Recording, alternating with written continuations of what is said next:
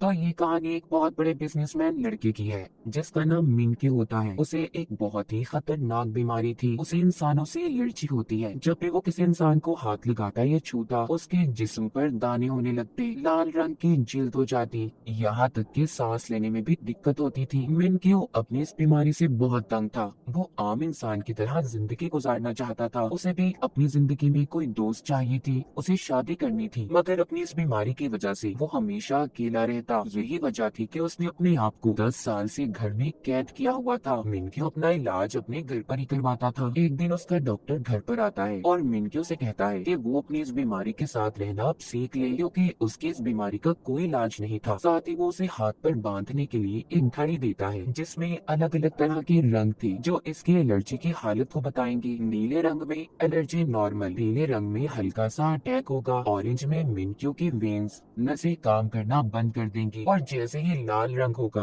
वो कुछ ही देर में मर जाएगा। एक दिन एक साइंटिस्ट मिंक्यू से राब्ता करता है जिसका नाम होंग था। वो बताता है कि उसने अपनी टीम के साथ मिलकर एक रोबोट तैयार किया है जो कि बिल्कुल एक इंसान की तरह काम करेगी। मिंक्यू अगर उसे हाथ भी लगाएगा उसे एलर्जी का अटैक नहीं होगा। साइंटिस्ट होंग उसे इस रोबोट की कीमत $100 बिलियन बताता है। अब अगले दिन जब मिंक्यू लैब में जाकर उस रोबोट को देखता है, जिसे देखकर वो हैरान हो गया था। उस रोबोट को एक बहुत ही खूबसूरत लड़के की शक्ल देकर बनाया गया था। जब मिंक्यू उसे हाथ लगाता है तो उसे कुछ भी नहीं होता। ये देखकर तो वो खुश हो गया था। वो रोबोट इसको अपना नाम AJ3 बताती है। मिंक्यू इसे AJ3 रोबोट को खरीदने के लिए तैयार था और बहुत सारे पैसे इस रोबोट पर लगा देता है। अगले दिन जब साइंटिस्ट इस रोबोट को टेस्ट कर रहे थे तो एक साइंटिस्ट सोडा की बोतल को उछाल देता है जिसमें से एक बूंद इस AJ3 के अंदर गिर जाती है। बहुत बड़ा शॉर्ट सर्किट हो गया था और उस रोबोट का प्रोसेसिंग सिस्टम खराब हो जाता है जिससे वो चला करती थी। ये देखकर सारी टीम बहुत ज्यादा परेशान थी क्योंकि अगले दिन AJ3 को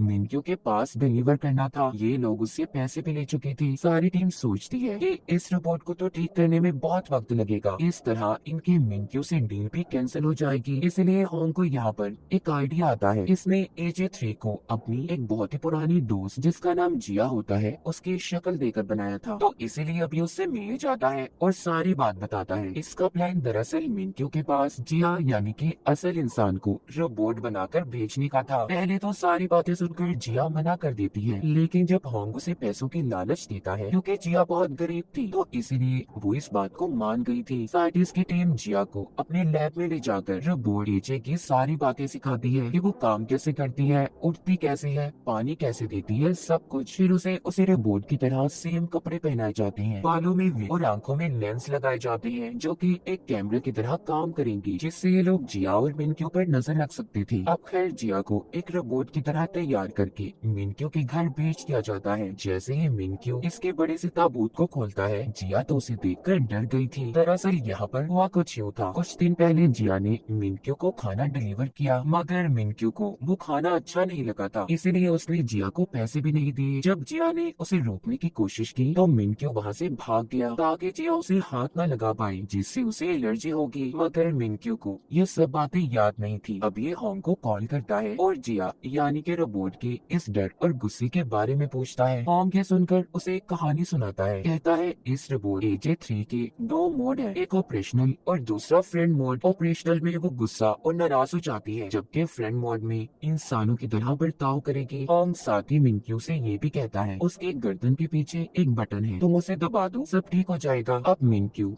ऐसा ही करता है और जिया का टेस्ट लेता है। मतलब कि उसके सामने तो वो एक रोबोट ही थी ना। मिंक्यू देखना चाहता था कि ये सभी सही से काम करती भी है या नहीं। तभी होंग के लैब की लाइट चली जाती है। अब ये सब कुछ जिया को अकेले ही संभालना था क्योंकि होंग तो अब उससे राब्ता नहीं कर सकता था। मिंक्यू सबसे पहले एक बॉक्स खोलने का कहता है जिसको एक मैथ के कोड के हिसाब से खोलना था, मगर जिया का मैथ तो बहुत ही कमजोर होता है, तो इसलिए वो उस बॉक्स को तोड़ देती है। दूसरा टेस्ट उसका एक उबले हुए अंडे को छीलने का था जिसे उसको 10 सेकंड में पूरा करना था। जिया अब क्योंकि रेस्टोरेंट में काम करती थी इसीलिए इस टेस्ट को वो बड़े ही आराम से पास कर लेती है। मिंक्यू उसकी इस बातों से बहुत खुश हो गया था और उसे अपने साथ रखने का सोच लेता है। जब उधर लैब की लाइट आती है, होंग उसकी टीम जिया के लेंस से जुड़ जाती है। वो देखते हैं कि जिया मिंक्यू पर चिल्ला रही थी क्योंकि वो तो उसकी बैटरी चेक करने के लिए उसके कमर पर हाथ रखता है। इसीलिए अब मिंक्यू होंग को कॉल करके कहता है तुम मुझे धोखा दे रहे हो, इस रोबोट की तो बैटरी ही खराब है। वो ये सुनकर कहता है देखिए ऐसा कुछ नहीं है, और जब भी तुम्हें लगे कि इस रोबोट में कोई प्रॉब्लम है तो तुम इसे मेरे पास ले आना, मैं ठीक कर दूंगा। अगर तुमने उसे हाथ लगाया तो शॉर्ट सर्किट भी हो सकता है।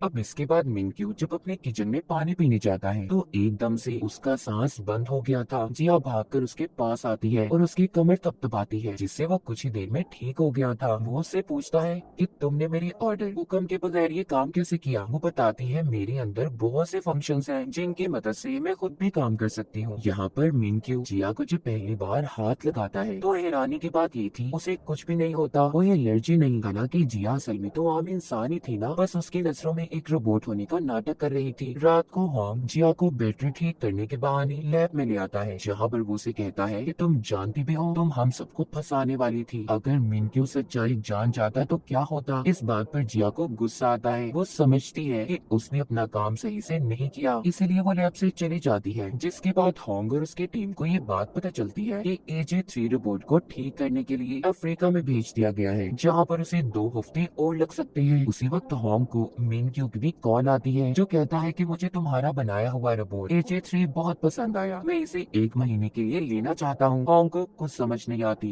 कि अब वो क्या करेगा, इसीलिए वो जिया को वापस बुलाता है और कहता है कि कुछ दिन और तुम्हें रोबोट बनकर मिनक्यू के सामने रहना होगा। इसके बदले में वो उसे ज्यादा पैसे देने की लालच भी देता है और कहता है कि हर रात तुम्हें चार्ज करने के बहाने हम लैब में ले आएंगे। ये सब बातें सुनकर जिया फिर से रोबोट बनने के लिए तैयार थी। एक दिन जिया बाथरूम में जाती है, बाथरूम को मिनक्यू के महंगे परफ्यूम से साफ कर रही थी। तभी उधर मिनक्यू आ जाता है और उसे इस तरह देखकर कहता है कि रोबोट तो पानी के पास नहीं जा सकते, तो तुम ये सब कैसे कर रही हो। जिया रोबोट की तरह उसे जवाब देती है कि मैं एडवांस रोबोट हूँ जो हर काम कर सकती हूँ। तभी मिनक्यू जब मुड़ने लगता है तो वो जिया के मुंह पर आते पसीने को नोटिस करता है। ये देखने जब वो दोबारा पीछे मुड़ता है तो तभी उसका पाँव साबुन के ऊपर आ गया था, जिससे वो फिसल जाता है और उसकी कमर में चोट लग गई थी। इस तरह एक दिन जिया सफाई करते हुए मिनक्यू के ताश के पत्तों का बना हुआ घर खराब कर देती है, जिसको बनाने में उसे 10 साल लगे थे। ये देखकर मिनक्यू को गुस्सा आ जाता है। तभी जिया कहती है मेरी बैटरी 5% रह गई है और खुद ही बंद होने का नाटक करती है। मिनक्यू होंग को अपने घर पर बुलाकर पूछता है कि आखिर तुम्हारे रोबोट में क्या मसला है, उसकी गलतियों की वजह से मेरे नुकसान हो रही है। होंग कहता है मुझे थोड़ा टाइम दे, मैं इसे ठीक कर दूंगा। एक दिन मिनक्यू के खास मेहमान ने घर पर आना था तो इसलिए वो जिया को बाहर निकलने से मना करता है। दरअसल उसका खास मेहमान एक लड़की थी जिसे मिनक्यू बहुत पसंद करता था। अब वो लड़की जब उसके घर आती है और मिनक्यू से मिलते हुए उसके कंधे पर हाथ लगाती है, उसको एलर्जी होने लगी थी। वो लड़की मिनक्यू की इस बीमारी के बारे में नहीं जानती थी, तो अब इसीलिए वो एक मीटिंग का बहाना बनाकर वहाँ से भागकर घर के अंदर आ जाता है और उस कमरे तक पहुँचने की कोशिश करता है जहाँ पर उसकी एलर्जी के इंजेक्शन थे, मगर कमजोर होने की वजह से इंजेक्शन को नहीं लगा पाता। तभी ये देखकर उधर जिया आती है। मिनक्यू जमीन पर बेहोश पड़ा था। यही से कहानी हमें उस वक्त की दिखाई जाती है जब मिनक्यू को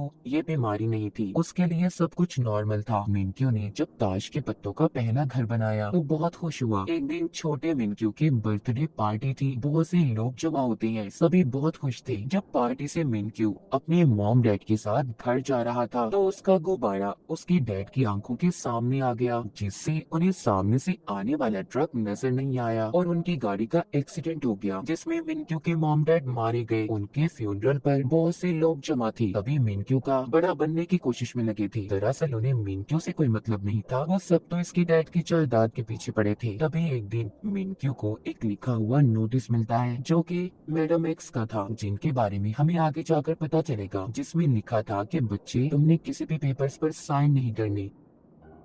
एक दिन जब वो अकेला बैठा था तो उसके पास उसका दोस्त आता है जिसके पास एडॉप्शंस के पेपर थे। वो कहता है देखो इस पर साइन कर दो, जिसके बाद तुम मेरे भाई बन जाओगे। मिनक्यू भी उन पेपर्स पर साइन कर देता है। तभी वो देखता है उसके दोस्त का हाथ एक शैतानी हाथ में बदल गया, जिससे डरकर वो वहाँ से भाग जाता है। अब उसका दोस्त अपने डैड के पास वापस आकर जब उन्हें वो पेपर्स देता है तो मिनक्यू ने आखिरी सफे पर अपने साइन के बजाय कुछ और लिखा था। उधर मिनक्यू अपने घर में आकर अकेला रहने लगा। उसके दिमाग दिमाग में ये बात बैठ गई कि लोग बहुत गंदे हैं, वो उसके जायदाद के पीछे पड़े हैं, इसीलिए जब से उसे इंसानों से एलर्जी होने लगी। ये बात उसके खास डॉक्टर के अलावा कोई भी नहीं जानता था। इसी के साथ कहानी दोबारा प्रेजेंट मौजूदा दौर में आती है, जहाँ पर मिनक्यो को अब होश आ गया था। वो अपने पास जिया को पाता है, उसे बताता है कि मैंने सपना देखा, सभी लोग मेरे दुश्मन हैं। वो ये देखकर हैरान था कि वो बिल्कुल ठीक हो गया है। अब वो जिया के साथ और ज्यादा वक्त गुजारने लगा। एक दिन वो उसी लड़की से मिलने जाता है जिसे वो पसंद करता था। अब वो लड़की जाते हुए मिनक्यो से फिर से हाथ मिलाकर जाती है, तो तभी उसे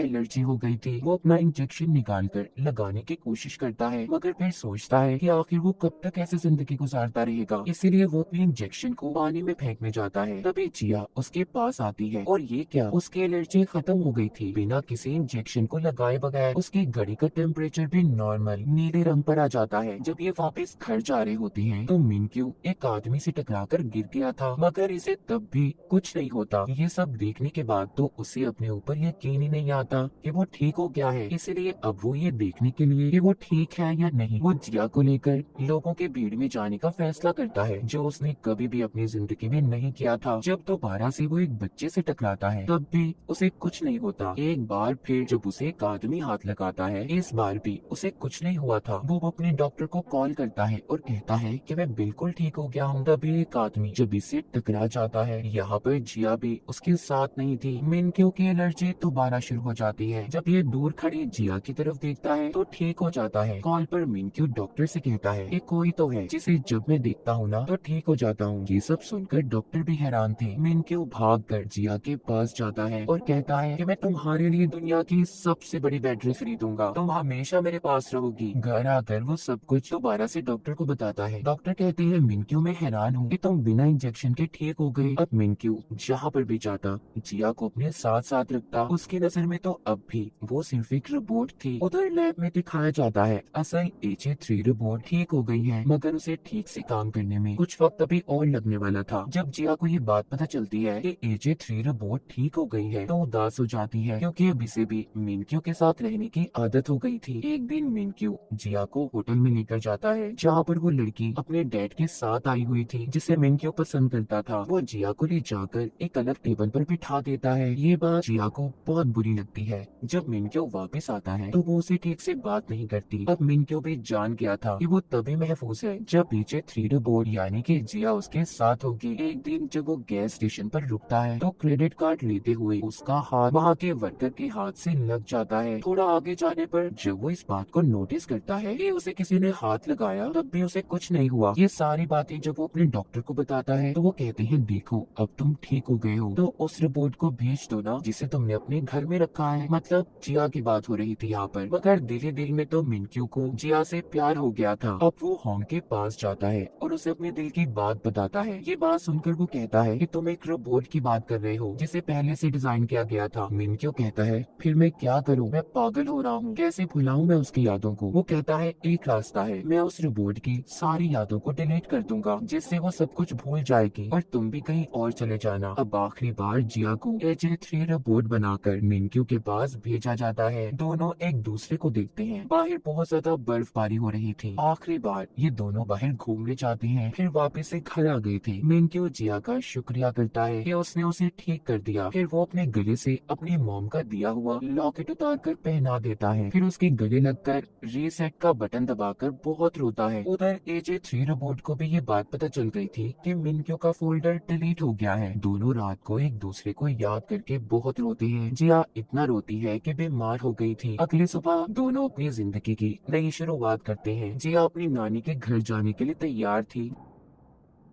जब वो ट्रेन में बैठी थी तो इत्तेफाक से उसी ट्रेन में मिनक्यो आता है जिसने जिया को देख लिया था। वो सोचता है कि इस लड़की की शक्ल तो बिल्कुल AJ3 रोबोट जैसी है। दोनों एक दूसरे के आमने सामने बैठे थे पर बात तक नहीं करते, क्योंकि जिया को मिनक्यो के साथ बोलने से मना किया गया था। अब ये होंग को कॉल करता है और बताता है कि मैंने तुम्हारे रोबोट जैसा एक चेहरा देखा। वो कहता है हाँ, मैंने उस रोबोट को अपने खास की शक्ल दी थी। तो मिनक्यो कहता है क्या मैं उस इंसान से बात कर सकता हूँ। वो कहता है नहीं। इतना कहकर जानकर उसने कॉल को काट दिया था। मिनक्यू को यहाँ पर शक हो जाता है, इसीलिए वो जिया का पीछा करता वहाँ तक आ गया था जहाँ पर ये नौकरी करती और अपनी नानी के पास रहने वाली थी। उसकी नानी का एक होटल था, सब चले गए थे मगर मिनक्यू बैठा उसका इंतजार कर रहा था। जिया तंग आकर उसके पास जाकर बताती है कि हाँ, मेरा ही चेहरा AJ3 को दिया गया, इसके बदले मुझे बहुत से पैसे दिए गए थे। ये सब बताकर वो उसे वहाँ से जाने का कहती है मगर मिनक्यू अब इसके पास ही रहना चाहता था। कुछ दिन में उसकी जिया की नानी के साथ भी दोस्ती हो गई थी और वो जिया के साथ वो सब बिताए पल गुजारता है जो इसकी नजर में उसने AJ3 रिपोर्ट के साथ गुजारी थी। एक दिन जब वो वापस आया तो देखता है जिया उधर होटल में नहीं थी, वो अपने नानी के घर से जा चुकी थी। अब वो उसे पागलों की तरह यहाँ वहाँ ढूंढता है। तभी वो उसे समंदर के किनारे बैठी हुई मिलती है। उसकी नजर जिया के गले में उस लॉकेट पर जाती है जो उसने AJ3 रिपोर्ट को पहनाया था। जिया उससे वो हार छुपाने की कोशिश भी करती है मगर मिनक्यू ने उसे देख लिया था। उसकी हालत बहुत खराब थी, उसे समझ आ जाती है कि उसके साथ बहुत बड़ा धोखा हुआ है। उसकी एलर्जी लाल रंग पर पहुंच गई थी जो ऐसा इसके साथ कभी नहीं हुआ था। वो जमीन पर गिर जाता है, उसके बचने के चांसेस भी बहुत कम लग रहे थे। तभी उधर होंग और डॉक्टर आ जाते हैं जो इसे इंजेक्शन लगाती है और घर ले आए थी। उसका इलाज किया जाता है। यहाँ पर जिया मिनक्यू से मिलकर उसे सब कुछ बताना चाहती थी मगर डॉक्टर उसको मना करते हैं। जब मिनक्यू ठीक हो जाता है तो उसके पास उसका एक खास असिस्टेंट आया था जो उसको जिया और होंग की कंपनी के खिलाफ केस करने का कहता है कि उन्होंने उसे धोखा दिया। यहाँ पर हमें ये भी पता चलता है कि वो असिस्टेंट दरअसल जिया का भाई था। उसने जिया के इस धोखे के बाद मिनक्यू के पास से नौकरी छोड़ दी थी। अब मिनक्यू होंग की टीम के पास जाता है और उसे अपने साथ धोखा करने के जुर्म में उनके लैब को खाली करवा देता है। उधर जिया भी मिनक्यू के लिए खाना बनाने में मसरूफ थी। वो रोज उसके लिए खाना बनाकर ले जाने लगी थी लेकिन मिनक्यू को उस पर बहुत गुस्सा था। वो उसका खाना रोज कचरे के डब्बे में फेंक देता। जिया उससे कहती है तुम जो मर्जी करो, मैं रोज तुम्हें खाना देने आऊंगी। मिनक्यू जब रात को सोने लगा था तो उसे जिया की याद सता रही थी। वो बाहर अपने नौकर के पास जाता है जो आग जलाकर बैठा हुआ था। वो उससे पूछता है कि तुमने भी मुझसे कोई झूठ बोला है तो अभी बता दो। नौकर जवाब देता है कि नहीं, मगर हर इंसान अपनी जिंदगी में कोई ना कोई झूठ लाजमी बोलता है। अगली सुबह दिखाया जाता है जब जिया मिनक्यू के लिए खाना ला रही थी, रास्ते में एक बच्चा आ जाता है जिस वजह से उसकी बाइक का एक्सीडेंट हो गया था और उसके हाथ पर चोट लग जाती है। अब मिनक्यू के पास जिया जो वक्त पर नहीं पहुंचती तो वो बेचैन हो जाता है क्योंकि दिल ही दिल में तो वो उसे बहुत चाहता था। अब जिया दिन में आने के बजाय रात को आती है, रूटीन की तरह उसके टेबल पर खाना सेट करती है और जाने लगी थी। तभी उधर मिनक्यू आता है, कहता है कि तुम मुझसे झूठ बोलकर और धोखा देकर कितनी खुश नजर आती हो ना। जिया कहती है मेरी बात तो सुनो, मैं तुम्हें बहुत कुछ बताना चाहती हूँ। मगर मिनक्यू कोई भी बात सुनने के मूड में नहीं था और गुस्से से गिलास को तोड़ देता है जिसका कांच जिया के हाथ पर आकर लगा था। उसके हाथ से खून आने लगता है मगर फिर भी वो मिनक्यू से माफी मांगती है और चली जाती है। सुबह को मिनक्यू के घर जिया की दोस्त आती है, उसे समझाने की कोशिश कर रही थी। कहती है कि देखो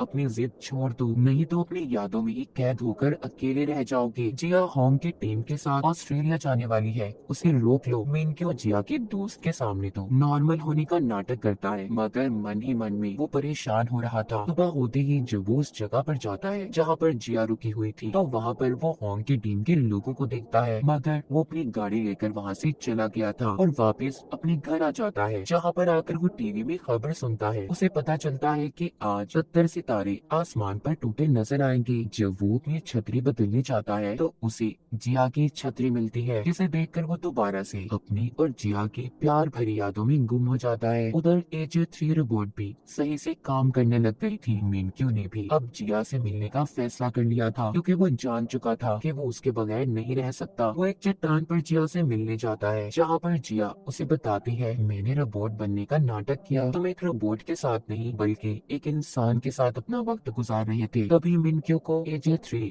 यानी कि जिया के साथ बिताए हुए पल याद आते हैं। वो कहता है और सच सच बताओ जिया, तुमने मेरे से और कितने झूठ बोले हैं। मैं कितना पागल बेवकूफ इंसान था ना, ये असल इंसान और रोबोट में फर्क ही नहीं कर सका। जिया कहती है नहीं, मैंने तुमसे इसके अलावा कोई और झूठ नहीं बोला। तुम्हारे साथ तो वक्त गुजारना मुझे अच्छा लगता था। इस बात पर वो उसे अपने पास बैठने का बोलता है और कहता है अब जो भी बात तुम्हारे दिल में है ना सब बता दो मुझे। वो कहती है मैंने तुम्हारे साथ जितने भी पल बिताए मुझे सब याद है। मैं तुम्हें कभी खोना नहीं चाहती थी और मैंने कई बार बार कोशिश की कि तुम्हें सच बता दूं, सिर्फ इस वजह से रुक गई कि कहीं तुम्हारी एलर्जी दोबारा से ना हो जाए, क्योंकि ये सब कुछ तभी खत्म हुआ जब तुमने पुरानी यादों को अपने दिमाग से निकाल दिया। ये सुनकर मिनक्यू जिया को अपने पास करता है, मगर फिर उसे याद आ जाता है कि उसे तो एलर्जी है। वो जिया से कहता है, हमारा साथ यही तक था, तुम अपने रास्ते और अब मैं अपने रास्ते। मैं दूर चला जाऊंगा सबसे, जहाँ पर इंसान मेरे करीब ना आए, और पहले की तरह जिंदगी गुजारने लगूंगा। ये सुनकर जिया उसे रोक लेती है और बहुत रोती है, कहती है, प्लीज नहीं जाओ, मैंने तुमसे बहुत प्यार किया है, तुम ही वो इंसान हो जिसका मुझे मेरी जिंदगी में इंतजार था। ये सुनकर मिनक्यू जिया को गले लगा लेता है। आसमान पर बहुत से तारे टूटते हुए नजर आते हैं। सुबह दोनों लंबी ड्राइव पर जाते हैं। जब कैफे से मिनक्यू कॉफी लेता है तो देखता है उसकी घड़ी में फिर से एलर्जी का साइन शुरू होने लगा है। लेकिन जब मिनक्यू जिया को गाड़ी में सोता हुआ देखता है, उसकी एलर्जी नॉर्मल हो जाती है। फिर वो उसे घर छोड़कर जल्दी मिलने का कहता है, जिसके बाद घर आकर वो अपने डॉक्टर को कॉल करता है। डॉक्टर मिनक्यू से कहते हैं, तुम्हारी बीमारी का कोई भी मुकम्मल इलाज नहीं है, ये बीमारी कभी भी आ सकती है और कभी भी जा सकती है। अगले सीन में दिखाया जाता है एक अमीर आदमी जिसका नाम मार्टिन होता है, AJ3 रोबोट को होंग से खरीदने आता है, जो अब ठीक हो गई थी। वो कहता है, इस रोबोट को मैं एक खतरनाक हथियार के तौर पर इस्तेमाल करूंगा। वो उसे होंग की टीम से ले जाता है। ये रोबोट दरअसल होंग की टीम को मार्टिन ने ही बनाने का बोला था। अब जब मिनक्यू आता है और AJ3 के बारे में पूछता है तो होंग उसे बताता है कि उसे तो मार्टिन ले जा चुका है, जो कि खतरनाक मुजरिम है। उधर मार्टिन AJ3 को एक बड़े से ताबूत में ले जाने के लिए तैयार था। जब वो उस ताबूत को खोलता है तो उसमें रोबोट नहीं थी। दूसरी तरफ वो AJ रोबोट को हम शहर में घूमता हुआ देखते हैं, जिसके पास ना ही कोई यादें थी और ना ही उसे अपने बारे में कुछ पता था। अब मिनक्यू भी अपने घर वापस आ गया था, जहाँ पर उसे छोटा सा क्यूट रोबोट हाय करता है। वो देखता है उसके किचन में जिया और होंग की टीम मिलकर खाना बना रही है। जिया उसे अपने जाने का बताती है, जो सुनकर मिनक्यू उदास हो गया था और बहाने लगाने लगता है। कहता है कि आज मौसम बहुत खराब है, उन्हें यहीं पर रुक जाना चाहिए। उधर बाहर हम AJ3 रोबोट को देखते हैं, जो अपने अंदर सेव वीडियोस को देख रही थी। एक मार्टिन की वीडियो जिसमें वो कहता है कि वो उसे एक खतरनाक हथियार के तौर पर इस्तेमाल करेगा, जबकि दूसरी वीडियो वो होंग की टीम की देखती है, जिसमें सब कहते हैं, तुम एक फ्रेंडली रोबोट हो, इंसानों के दोस्त बनोगी। अब यहाँ पर AJ3 मार्टिन के वीडियो को अपने अंदर से डिलीट करके होंग की टीम के वीडियो को रख लेती है, यानी कि उसने अपने दिमाग में इंसानों से दोस्ती बिठा ली थी। अगले सीन में हम मिनक्यू को मैडम एक्स से मिलते हुए देखते हैं। ये वही लेडी थी जिन्होंने बचपन में मिनक्यू को नोट लिखा था कि किसी पेपर पर साइन मत करना। ये हर वक्त उसकी मदद किया करती थी। अब ये से बताती है, मार्टिन एक बहुत ही खतरनाक आदमी है, अगर हमने उसे पकड़वा दिया तो बहुत से लोगों का भला हो सकता है। उसके खिलाफ सबूत एक आदमी के पास है। जिसके बाद मिनक्यू उस आदमी से मिलने जाता है और इसे सबूत देने का कहता है, पर वो आदमी थोड़ा डर रहा था। लेकिन मिनक्यू कहता है, देखिए, आपकी हिफाजत हमारी पुलिस टीम करेगी, आपको डरने की कोई जरूरत नहीं। इसीलिए वो आदमी अब मिनक्यू को मार्टिन के खिलाफ सबूत देने के लिए तैयार था। मिनक्यू ने वो सबूत पुलिस को पहुंचवा दिए थे। जी अभी मिनक्यू को ऐसी जगह पर ले जाती है जहाँ पर AJ3 को खरीदने की बहुत बड़ी डील चल रही थी। लेकिन वहाँ जाकर मिनक्यू को पता चलता है कि AJ3 रोबोट तो गुम हो गई है। उधर मार्टिन भी इस चीज से परेशान था कि AJ3 के अंदर उसकी सारी बातें रिकॉर्ड थी। उसे डर था कि इस बारे में अगर पुलिस को पता चल गया कि वो कहीं का नहीं रहेगा और पकड़ा जाएगा। इधर सड़कों पर घूमते हम AJ3 रोबोट को देखते हैं, जिसको अपने बारे में कुछ भी नहीं पता था। वो जाकर एक भिखारी के पास बैठ जाती है और उससे अपना एड्रेस पता पूछती है। उधर हर कोई इसे ढूंढ रहा था। जिया और मिनक्यू सड़कों पर उसे तलाश कर रहे थे, जबकि होंग की टीम CCTV कैमरास को चेक कर रही थी। लेकिन जल्दी मार्टिन के आदमियों को AJ3 रोबोट की लोकेशन का पता चल जाता है। अब उसके सामने दो अजनबी लोग आकर वैन को रोककर कहते हैं कि हम तुम्हारे रिश्तेदार हैं। वो AJ3 रोबोट उनकी वैन में बैठ गई थी कि तभी पुलिस उतर आ जाती है। उन्होंने मार्टिन और उसके लोगों को गिरफ्तार कर लिया था। AJ3 को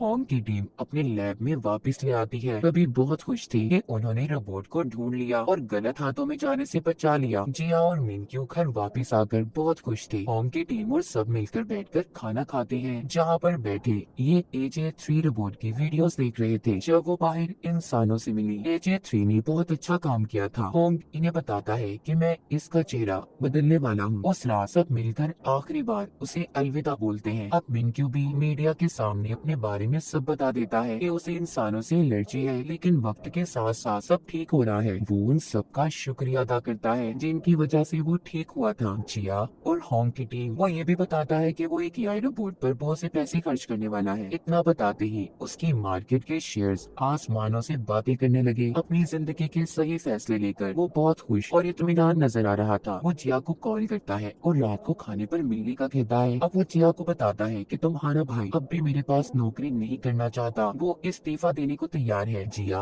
अब अपने भाई से मिलती है और उसकी बीवी के सामने बात करती है, जिस पर उसकी बीवी उसे नौकरी छोड़ने से मना करती है। अगली सुबह जिया का भाई मिंक्यू के पास जाकर माफी मांगता है और अपना इस्तीफा भी उसने वापस ले लिया था। इसके बाद कहानी कुछ वक्त बाद की दिखाई जाती है। होंग अब एक नया AI रोबोट लॉन्च करने वाला था। उधर जिया का भाई भी मिंक्यू की कंपनी का बहुत बड़ा मैनेजर बन जाता है। हम जिया को देखते हैं जो अपने कंपनी के लैंप्स कस्टमर्स को दिखा रही थी। कुछ देर के बाद उसने मिंक्यू से मिलने जाना था, जहाँ पर होंग की टीम और उसके भाई की फैमिली पहले ही मौजूद थी। वो उसके घर आ जाती है। उसके घर के बाहर एक गाड़ी रुकती है, जिसमें से एक फौजी उतरकर बाहर आता है। वो कोई और नहीं बल्कि मिंक्यू था, जो अब एक सोल्जर बन चुका था। जिया उसके पास आने लगती है, तभी फिसल गई थी। मिंक्यू उसे संभालता है और उसे बहुत ही गौर से देख रहा था। मतलब ये सब अपनी जिंदगी में बहुत आगे बढ़ गए थे। मिंक्यू की बीमारी भी बिल्कुल ठीक हो गई थी। इसी खूबसूरत लम्हे के बाद दोनों को मिंक्यू के घर की तरफ जाता हुआ दिखाया जाता है, जहाँ पर सभी इनका इंतजार कर रहे थे। और इसी के साथ ये सीरीज यहीं पर खत्म हो जाती है।